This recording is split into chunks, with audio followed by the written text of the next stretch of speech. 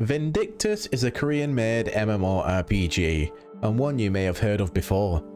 The original Vindictus was created all the way back in 2010, and a game that I actually used to play for a while. Back then, what really drew me in wasn't just the action, it was the atmosphere, the lore and the intensity, and that one unforgettable choice to embrace the light as a paladin or descend into darkness as a dark knight.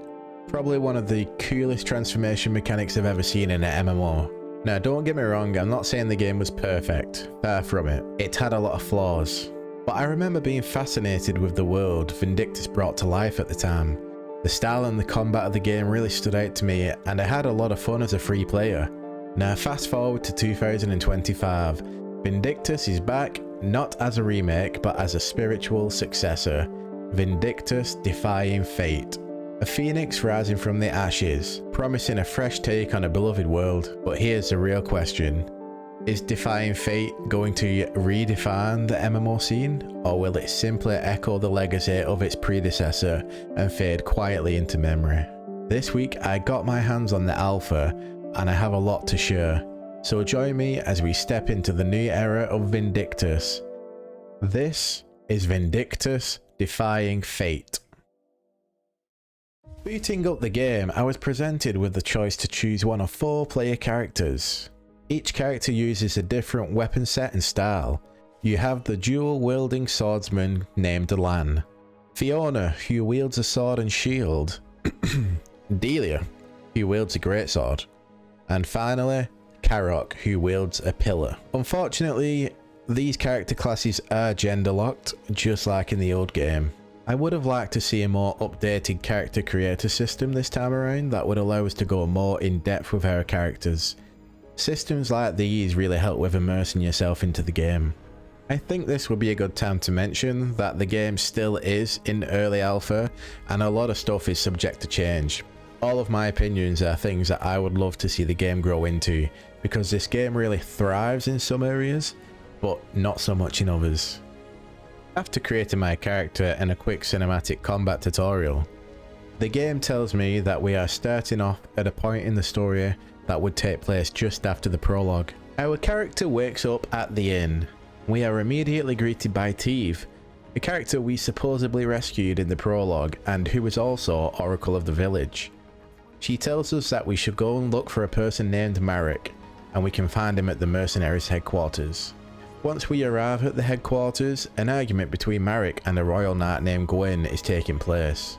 It seems the town's mercenaries have their back up against the wall with enemy forces, and the royal knight refuses to lend aid.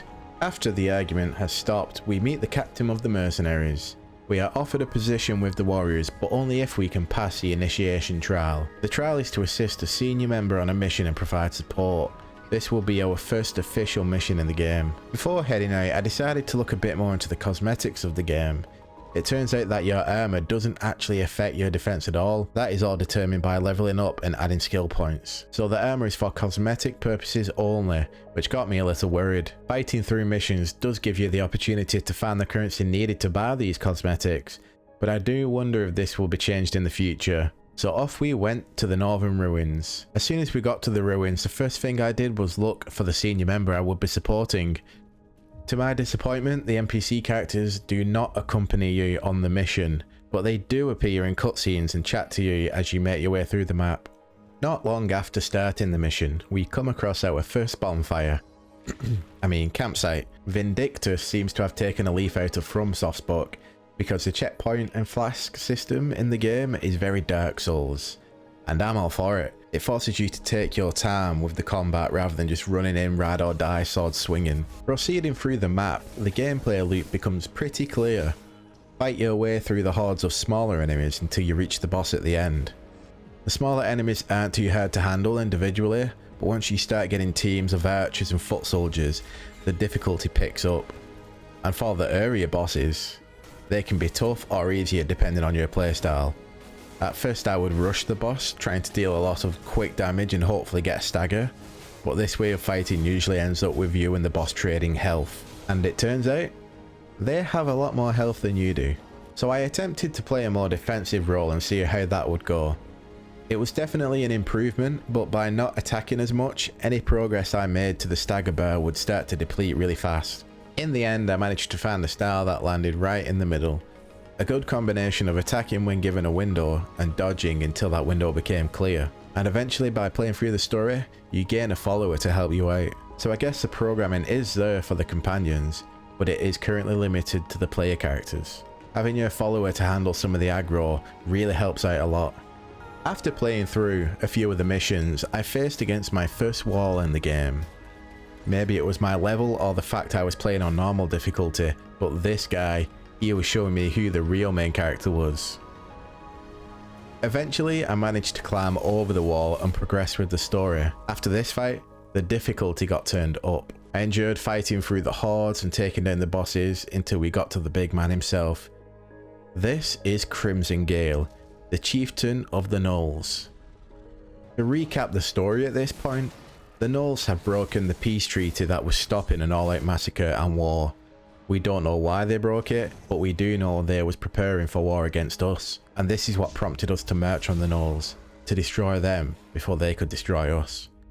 But the cutscene that played out after this fight really had me questioning, are the Gnolls really the bad guys here?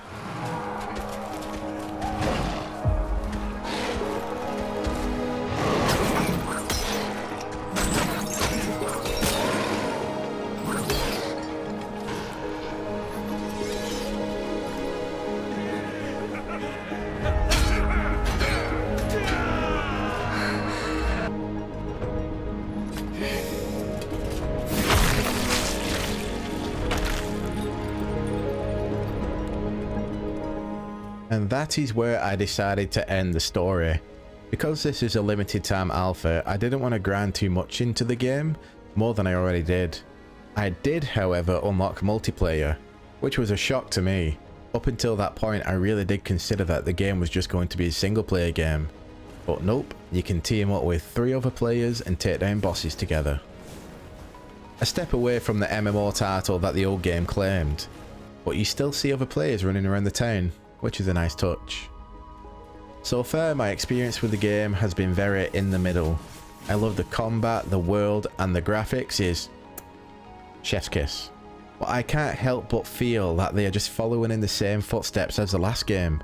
If they can make the gameplay more immersive, get rid of the gender lock classes and pre-made characters, maybe improve the hitboxes a little bit, then they will at least be on the right path. That's where I'm at with the alpha.